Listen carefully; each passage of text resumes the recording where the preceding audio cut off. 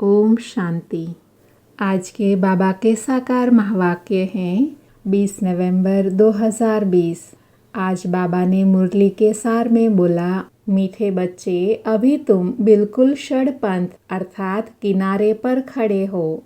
तुम्हें अब इस पार से उस पार जाना है, घर जाने की तैयारी करनी है। आज मुरली में प्रश्न है, कौन सी एक बात याद रखो तो अवस्था अचल अडोल बन जाएंगी। मुरली में उत्तर है, पास्ट इज पास्ट, बीती का चिंतन नहीं करना है, आगे बढ़ते रहना है। सदा एक शिव बाबा की तरफ देखते रहो तो अवस्था अचल अडोल हो जाएंगी। तुमने अब कलयुग की हद छोड़ दी है, फिर पिछाड़ी की ओर क्यों देखते हो। उसमें बुद्धि जरा भी न जाए, यही है सूक्ष्म पढ़ाई। ओम शांति। दिन बदलते जाते हैं, टाइम पास होता जाता है। विचार करो, सतयुग से लेकर टाइम पास होते होते अभी आकर कलयुग के भी किनारे पर खड़े हो। यह सतयुग, त्रेता, द्वापर, कलयुग का चक्र भी जैसे कि मॉडल हैं। सृष्टि तो बड़ी लंबी चौड़ी है, उसके मॉडल रूप को बच्चों ने जान लिया है। आगे यह पता नहीं था कि अब कलयुग पूरा होता है, अब मालूम पड़ता है। तो बच्चों को भी बुद्धि से सतयुग से लेकर चक्र लगाए कलयुग के अंत के किनारे पर आकर ठहरना चाहिए। समझना चाहिए, टिक टिक होती रहती है, ड्रामा फिरता रहता है। बाकी क्या हिसाब रहा होगा, जरा सा रहा होगा कलयुग अंत का। आगे पता नहीं था, अभी बाप ने समझाया है। बाकी कोना आकर रहा है, थोड़ा सा रहा है। इस दुनिया से उस दुनिया में जाने का अभी बाकी थोड़ा समय है। यह ज्ञान भी अभी मिला है। हम सतयुग से लेकर चक्र लगाते लगाते अब कलयुग के अंत में आकर पहुँचे हैं। अब फिर वापस जाना है। आने का और जाने का, निकलने का गेट होता है ना। आज बाबा ने संगम युग को गेट कहा है, जो कलयुग से निकल सतयुग की ओर जाते हैं। बच्चों को समझाना चाहिए, बाकी थोड़ा किनारा है। यह पुरुषोत्तम संगम युग है ना, अभी हम किनारे पर हैं। बहुत थोड़ा समय है। अब इस पुरानी दुनिया से ममत्व निकालना है। अब तो नई दुनिया में जाना है। समझानी तो बड़ी सहज मिलती है, यह बुद्धि में रखना चाहिए। चक्र बुद्धि में फिरना चाहिए।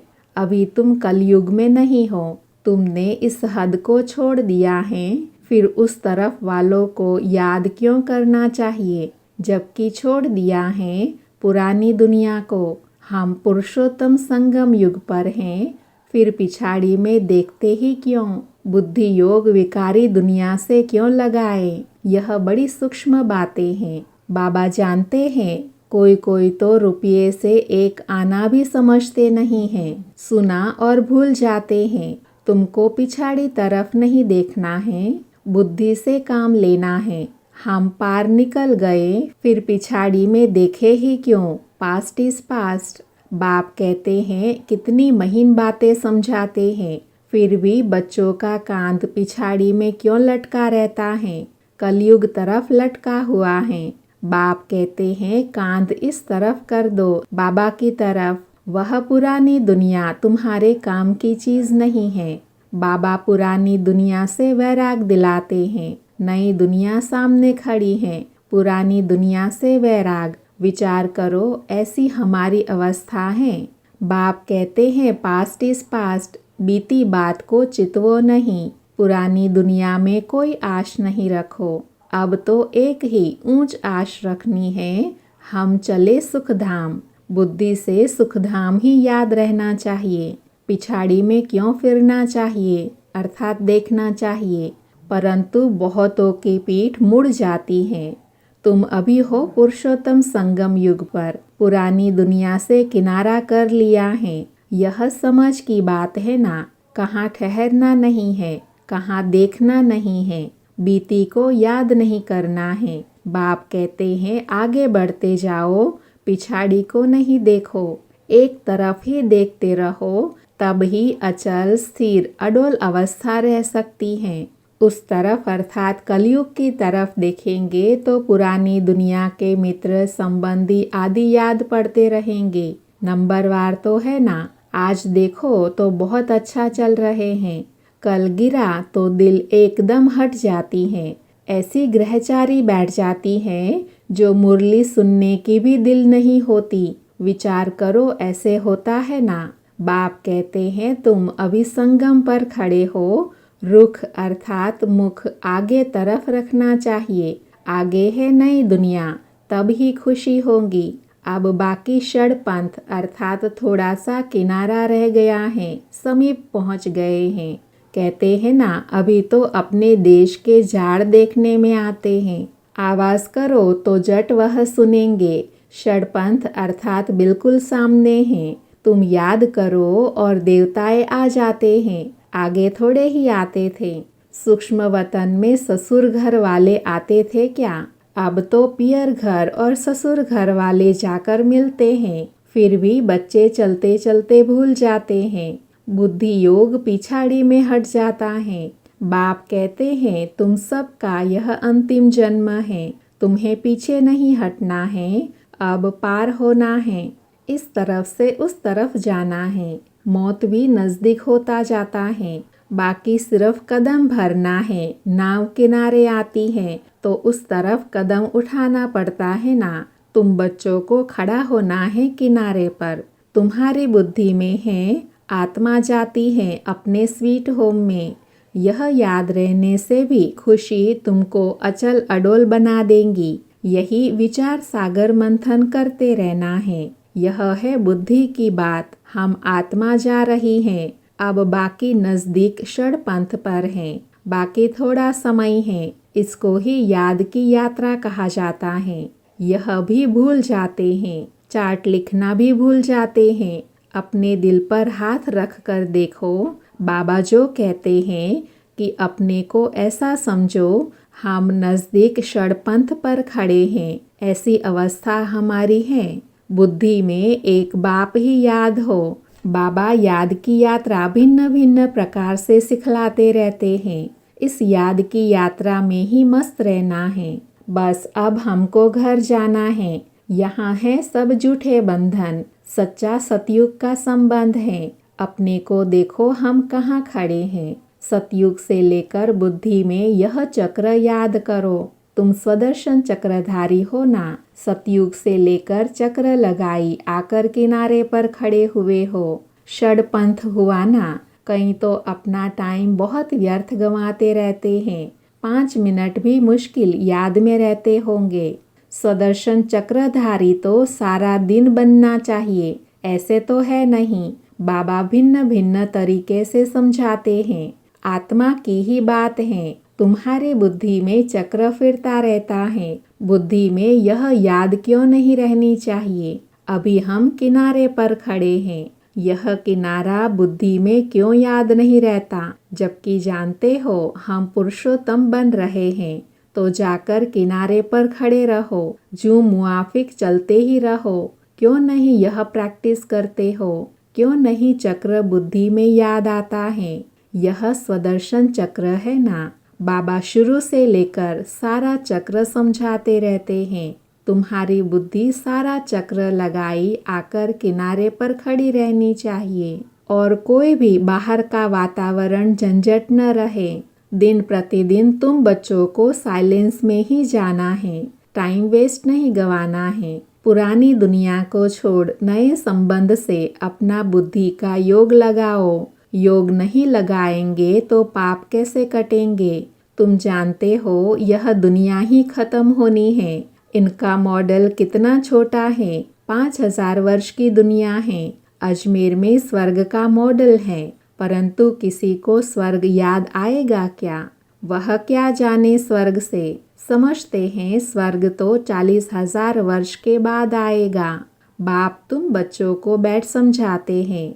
इस दुनिया में कामकाज करते बुद्धि में यह याद रखो कि यह दुनिया तो खत्म होने वाली है। अब जाना है।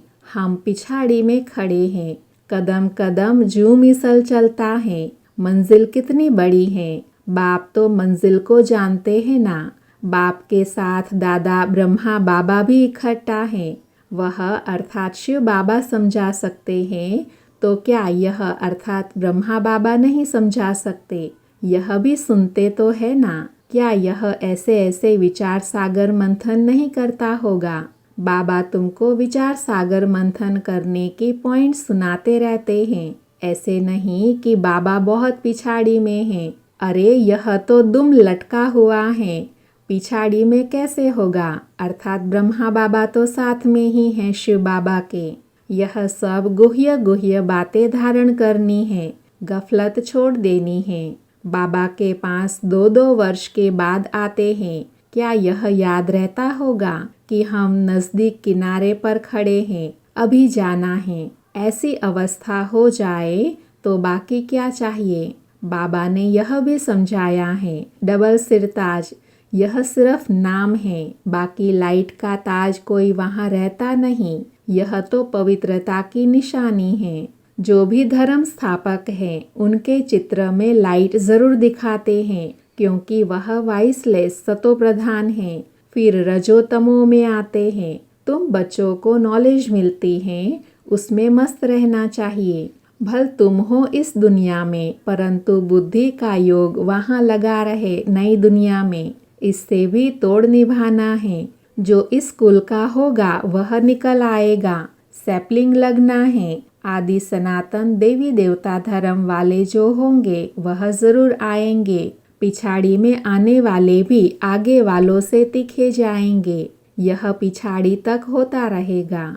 वह पुरानों से तीखे कदम उठाएंगे। सारा इम्तहान है याद की यात्रा का। भल देरी से आए हैं, याद की यात्रा में लग जाए और सब धंधा धोरी छोड़ इस यात्रा में बैठ जाए। भोजन तो खाना ही है। अच्छी रीति याद में रहे तो इस खुशी जैसी खुराक नहीं। यही तात लगी रहे। अभी हम जाते हैं। 21 जन्मों का राज्य भाग्य मिलता है। लॉटरी मिलने वालों को खुशी का पारा चढ़ जाता है ना। तुमको भी बहुत मेहनत करनी है। इसको ही अंतिम अमूल्य जीवन कहा जाता है, संगम युग का। याद की यात्रा में बहुत मज़ा है। हनुमान भी पुरुषार्थ करते करते स्थैर्यम बनाना। भंभोर को आग लगी, रावण का राज्य जल गया। यह एक कहानी बना दी है। बाप यथार्थ बात बैठ समझाते हैं। रावण राज्य खलास हो जाएगा। स्थैर्यम बुद्धि इसको कहा जाता है। बस अब षड पंथ पर हैं, हम जा रहे हैं। इस याद में रहने का पुरुषार्थ करो, तब खुशी का पारा चढ़ेगा। आयु भी योग बल से बढ़ती है। तुम अभी देवी गुण धारण करते हो, फिर वह आधा कल्प चलती हैं। इस एक जन्म में तुम इतना पुरुषार्थ करते हो, जो तुम जाकर यह लक्ष्मी नारायण बनते हो, तो कितना पुरुषार्थ करना चाहिए। इसमें गफलत व टाइम वेस्ट नहीं करना चाहिए। जो करेगा सो पाएगा। बाप शिक्षा देते रहते हैं। तुम समझते हो कल्प कल्प हम विश्व के मालिक बनते हैं। इतने थोड़े टाइम में कमाल कर देते हैं। सारी दुनिया को चेंज कर देते हैं। बाप के लिए कोई बड़ी बात नहीं। कल्प कल्प करते हैं। बाप समझाते हैं, चलते फिरते खाते पीते अपना बुद्धि योग बाप से लगाओ। यह गुप्त बात बाप ही बच्चों को बैठ समझाते हैं। अपनी अवस्था को अच्छी रीति जमाते रहो, नहीं तो ऊंच पद नहीं पाएंगे। तुम बच्चे नंबरवार पुरुषार्थ अनुसार मेहनत करते हो। समझते हो अभी हम किनारे पर खड़े हैं, फिर पिछाड़ी में हम क्यों देखें। आगे कदम बढ़ते रहते हैं। इसमें अंतर्मुखता बहुत चाहिए, इसलिए कछुए का मिसाल है। यह मिसाल आदि सब तुम्हारे लिए हैं। सन्यासी तो है ही हठ योगी, वह तो राजयोग सिखला न सके। वो लोग सुनते हैं तो समझते हैं यह लोग हमारी इंसल्ट करते हैं, इसीलिए यह भी युक्ति से लिखना है। बाप बिगर राजयोग कोई सिखला न सके। इनडायरेक्ट बोला जाता है तो ख्याल न हो, युक्ति से चलना होता है ना। जो सर्प भी मरे लाठी भी ना टूटे। कुटुंब परिवार आदि सबसे प्रीत रखो, परंतु बुद्धि का योग बाप से लगाना है। तुम जानते हो हम अभी एक की मत पर हैं। यह है देवता बनने की मत। इसको ही अद्वैत मत कहा जाता है। बच्चों को देवता बनना है। बाबा पूछ रहे हैं कितनी बार देवता बने हो? अनेक बार। अभी तुम संगम पर खड़े हो। यह अंतिम जन्म है। अब तो जाना है। पिछाड़ी में क्यों देखना है? देखते हुए फिर भी तुम अडोलता में खड़े रहो। मंजिल को भूलना नहीं है। तुम ही महावीर हो जो माया पर जीत पाते हो। अभी तुम समझते हो हार और जीत का यह चक्र फिरता रहता है। कितना वंडरफुल ज्ञान है बाबा का। यह पता था क्या कि अपने को बिंदी समझना है। इतनी छोटी सी बिंदी में सारा पार्ट नूंधा हुआ है जो चक्र फिरता रहता है। बहुत वंडरफुल है। वंडर कहे छोड़ना ही पड़ता है।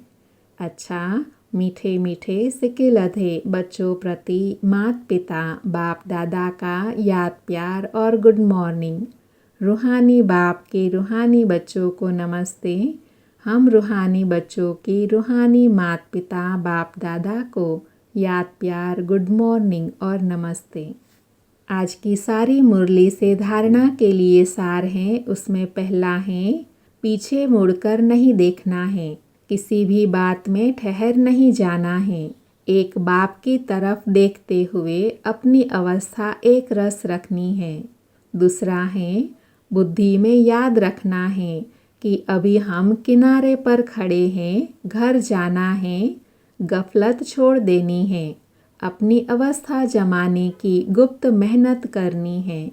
आज बाबा ने वरदान दिया विहंग मार्ग की सेवा द्वारा विश्व परिवर्तन के कार्य को संपन्न करने वाले सच्चे सेवाधारी भव।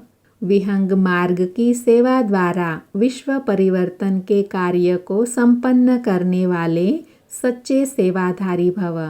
वरदान का स्पष्टीकरण है विहंग मार्ग की सेवा करने के लिए संगठित रूप में रूप और बसंत इन दो बातों का बैलेंस चाहिए। जैसे बसंत रूप से एक समय पर अनेक आत्माओं को संदेश देने का कार्य करते हो, ऐसे ही रूप अर्थात याद बल द्वारा श्रेष्ठ संकल्प के बल द्वारा विहंग मार्ग की सर्विस करो। इसकी भी इन्वेंशन निकालो। साथ साथ संगठित रूप में दृढ़ संकल्प से पुराने संस्कार स्वभाव पुरानी चलन के तिल व जौ यज्ञ में स्वाहा करो। तब विश्व परिवर्तन का कार्य संपन्न होगा अथवा यज्ञ की समाप्ति होगी। आज का स्लोगन है बालक और मालिकपन के बैलेंस से प्लान को प्रैक्टिकल में लाओ। बालक और मालिकपन के बैलेंस से प्लान को प्रैक्टिकल में लाओ। ओम शांति।